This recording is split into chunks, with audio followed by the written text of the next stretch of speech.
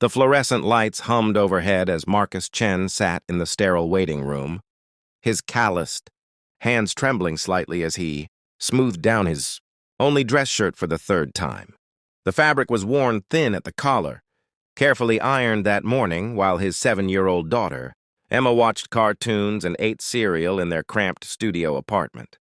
He'd borrowed the tie from his neighbor, practiced his answers in the mirror until 2 a.m., and left Emma with Mrs. Rodriguez downstairs, promising he'd be back with good news. This job, assistant manager at Richardson Electronics, was supposed to change everything. It was supposed to mean regular paychecks, health insurance, maybe even enough left over for Emma's art classes she'd been begging for. But as Marcus watched the clock tick past his appointment time, then 30 minutes beyond it, then an hour, a familiar weight settled in his chest. He'd seen this before, the polite smile that didn't reach the eyes, the way people's expressions shifted when they noticed the address on his resume, the gap in his employment history, the single father status that made him seem unreliable before he'd even opened his mouth. When they finally called his name, Marcus stood on legs that felt like water, wiped his palms on his pants, and walked into an office where 3 people sat behind a long table like judges at a tribunal. The woman in the center, Helen Richardson, barely glanced up from her phone. The man on the left checked his watch.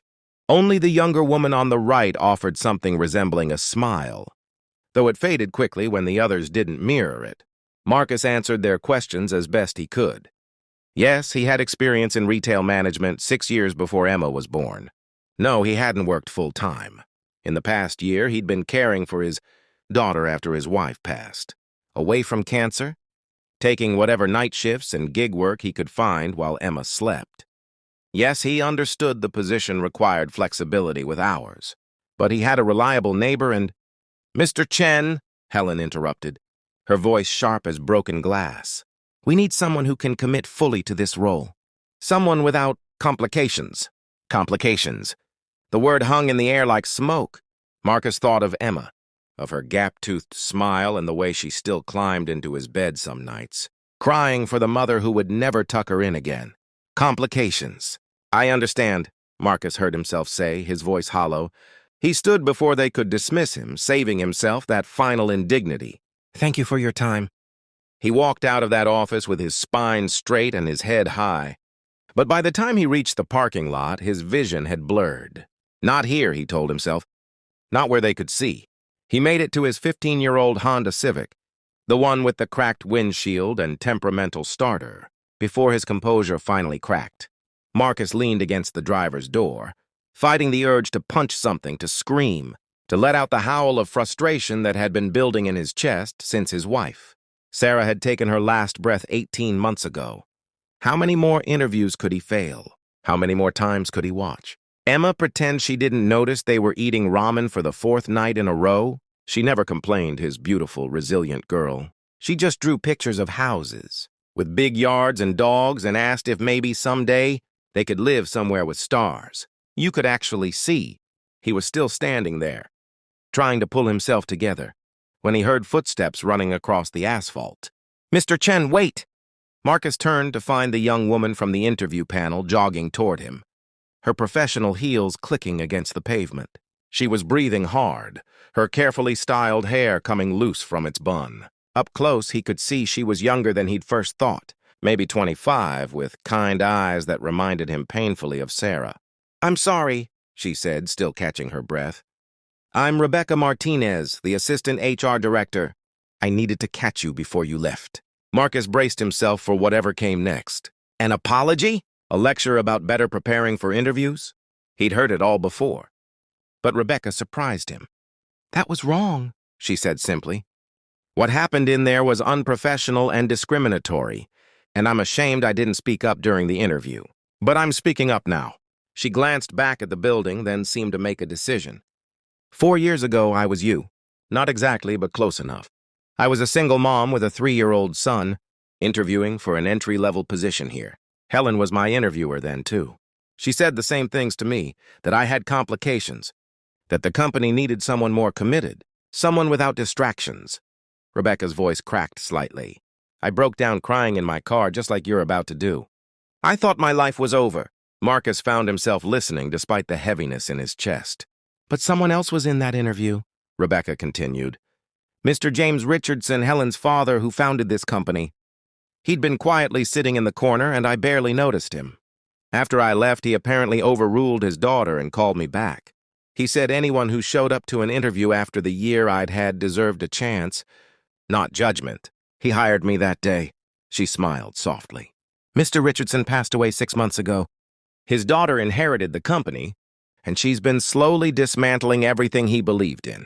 I'm sorry for your loss, Marcus said automatically, because that's what you said. Even when your own losses threaten to swallow you whole. But I'm not sure why you're telling me this. Rebecca reached into her blazer pocket and pulled out a business card. Because Mr. Richardson taught me something before he died. He said that the measure of a person isn't in their resume, it's in their resilience. It's in showing up when showing up is the hardest thing in the world. She pressed the card into his hand. This is David Chen, no relation to you, I assume, who runs Chen's Hardware across town. He's Mr. Richardson's oldest friend, and he's been looking for a store manager for 3 months. I called him while you were walking to your car. He wants to meet you tomorrow at 10 a.m. if you're available. Marcus stared at the card, not trusting his voice. It pays $48,000 a year to start, with health insurance and a flexible schedule, Rebecca continued. David's a grandfather. He understands what it means to have priorities beyond work. And Marcus? She waited until he met her eyes. He doesn't see children as complications. He sees them as reasons to fight harder. Something broke open in Marcus's chest, not the devastation he'd felt moments before, but something warmer, something that felt dangerously like hope. Why are you doing this? He asked, his voice rough. You don't know me. Because someone did it for me when I needed it most, Rebecca said simply.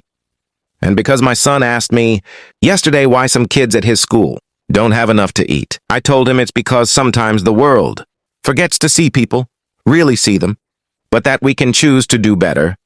She smiled, and this time it reached her eyes. This is me choosing to do better.